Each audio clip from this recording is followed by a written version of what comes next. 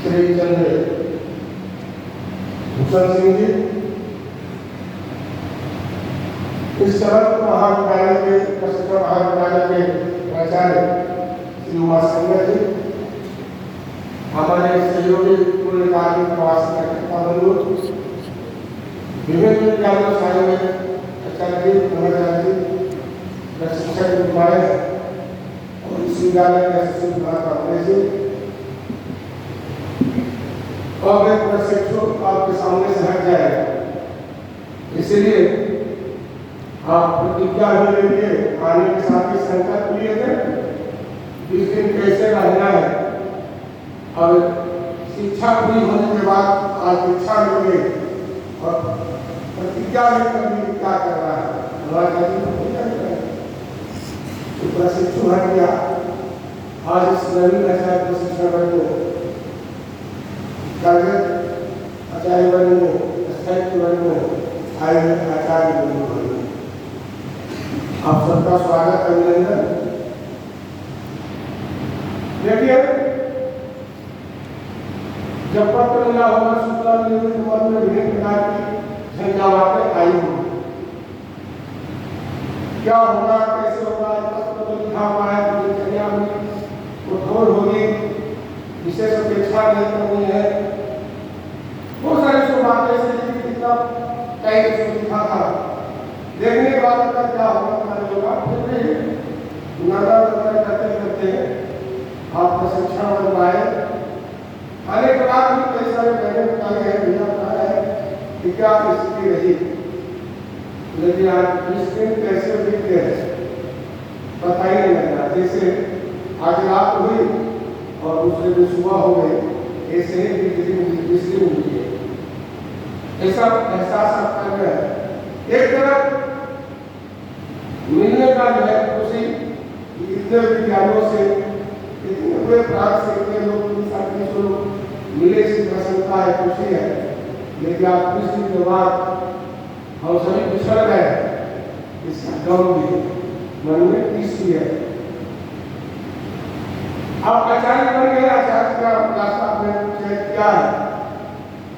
आज की जो परिस्थिति है, स्थिति है, आज के समय में शिक्षक बनना, आचार्य बनना बहुत चुनौती है, बहुत कठिन है। ये बंधन का अध्ययन यानी शिक्षक का अध्ययन बहुत ही चुनौतीपूर्ण है, बहुत ही चुनौतीपूर्ण। और इस कमोवेश और कुआं की स्थिति में भी, चुनौतीपूर्ण समय में भी आप आचार्य का पद आप चयनित किए हैं। चयन के मैं आचार्य बनूंगा, मैं शिक्षक बनूंगा। आप जब पढ़ाई लिखाई कर रहे हो, कभी नहीं सोचा था कि मैं पढ़ लिखकर पूजा भाग के आचार्य हूँ। क्या मन में उसमें डॉक्टर को लिखा होगा, ये सब लिखा होगा, लेकिन पता नहीं है किसके माध्यम से कौन कंठ के आगे बैठ गए, रास्ता इसने बताया और धीरे धीरे धीरे आप आचार्य का प्रशिक्षण दिए और आचार्य का बन गए। निश्चित रूप से ईश्वर का कृपा है इसमें, इसलिए ईश्वर की कृपा ईश्वरीय काम है। हम जिस काम से जुड़ रहे हैं, जिस कार्य का निर्वहन किया है, लेने का साहस किया है, वो बहुत चुनौतीपूर्ण है। यहाँ से जाने के बाद ये अभी मन हो रहा होगा, 20 दिन का जीवन समाप्त हो गया, मुझे आजादी मिल गई है, तब समाप्त होगा, अपना बाहर निकल जा रहा है, 20 दिन हो गया इस अंदर घुसे, ऐसा मन में हो रहा होगा। आजादी की गाँव को प्रशिक्षण समाप्त होकर आचार्य बने हैं, लेकिन मैं कह रहा हूँ नहीं, असली प्रशिक्षण यहाँ से जाने के बाद कार्य क्षेत्र में होना है। ये जो एक जनजागरण करने का उद्देश्य का काम किया है, पक्ष लगाने का काम किया है, ईसा और भाषा का किया है। असली प्रशिक्षण कर्म क्षेत्र में होगा। जिस विद्यालय में आप जाइएगा तो विद्या भारती की प्रतिष्ठा की आपके साथ जुड़ी रहेगी। प्रांत ने क्या दीक्षा शिक्षा दिया, आप क्या लेकर जा रहे हैं, आप वह विद्या भारती को परिवेशित करने वाले हैं, वह दिखाने वाले हैं, वह ये सीख आया। तो असली प्रशिक्षण होना होगा।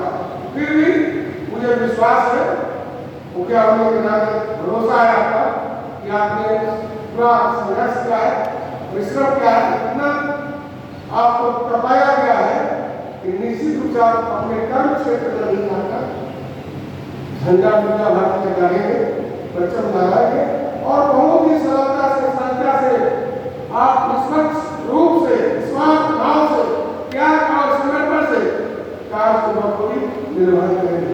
पूरी ये भरोसा विश्वास रहेगा, आप काम करेंगे। शिक्षक का दायित्व, आचार्य का दायित्व मैंने बताया कठिन है, आप जा रहे हैं प्राथमिक रूप में 5 बात मैं आपको दे रहा हूं, आप बिना मांगे और जाने के बाद जब समस्या आएगी तो वह 5 बिंदु में से कोई बिंदु जो काम के लायक है उसको आप याद करेंगे, बहुत आदर्श का चार्ज करेंगे, विद्यावादी अच्छे का करेंगे।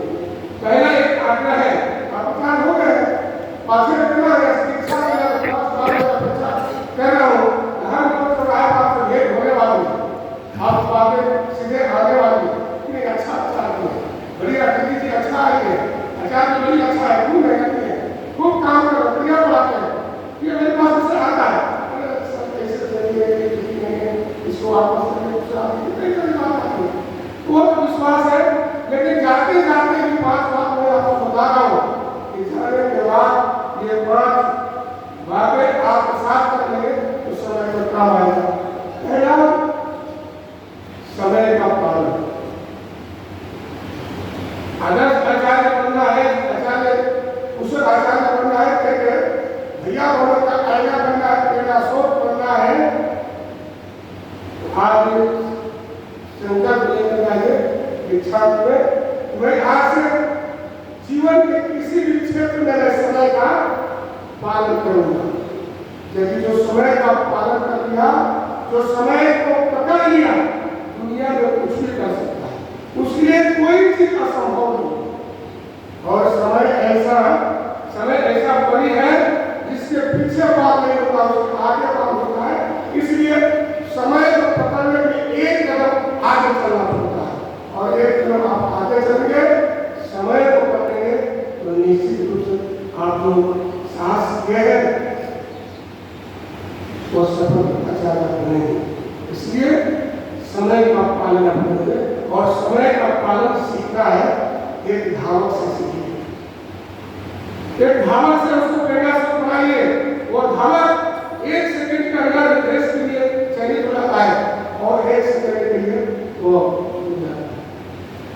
अभी बहुत उन्नत समय का अहमदाबाद में सुने वहां से प्रेरित करने की लंदन एक महिला, कोमल नाम की महिला, वो जो रिपोर्टिंग टाइम था वो भागते भागते आई, लेकिन 10 मिनट के कारण उसका फ्लाइट छूट गया। लंदन में फ्लाइट उड़ान भरी बड़ी प्रस्ताव था, वो कई बार काट गए और मेरी फ्लाइट छूट गई, कई महीनों का ये प्लान था और जाम के कारण वो छूट गया। इसी युवा को वापस लौट करके सूचना मिलती है वो विमान से। समय का कितना महत्व है, समय अगर आप छोड़ देंगे, समय का पालन नहीं करेंगे तो जीवन में समय आपको छोड़ देगा, आप नहीं बनेंगे। इसलिए आचार्य जी आप जा रहे हैं क्षेत्र में, जाने के बाद समय का पालन करें। दूसरा है कठिन परिश्रम। परिश्रम का कोई विकल्प नहीं सवाल। जो व्यक्ति परिश्रम करता है, भूखा नहीं रहता, प्यासा नहीं रहता, जो शिक्षक अपने क्षेत्र में परिश्रम करता है वो छोटे पद पर जाते हुए बहुत बड़ा वो नाम कमाता है, पुण्य कमाता है। इसलिए कठिन परिश्रम का कोई विकल्प नहीं। ये कठिन परिश्रम का प्रेरणा जो मिला है हनुमान से। समुद्र तलाब में लंका जाना था, किसी में साहस नहीं हो रहा था, जानवर ने कहा हनुमान, अरे भगवान आप चुपचाप क्यों बैठे हो रहे हैं, तुम्हारे पास आपकी शक्ति है, तुम समुद्र तलाब में जा सकते हो। और वह जाने के बाद वह जल की याद में उन्होंने चमत्कार किया। कठिन परिश्रम करके गया हो, समुद्र को पार करके जाने वाला ये बहुत बड़ी कठिन काम है, बहुत ही ऐसी शक्ति की जा सकते तो आ नहीं सकते, लेकिन परिश्रम के कारण ये काम संभव हो गया। हनुमान से परिश्रम सीखना है और अपने जीवन में आप सफल बनना चाहते हैं तो ये परिश्रम सीखिए। तीसरी बात मैं आपसे आग्रह करूंगा कि आप शिक्षक हैं, आचार्य हैं, आप विनम्रता कूट कूट कर भागे होनी चाहिए।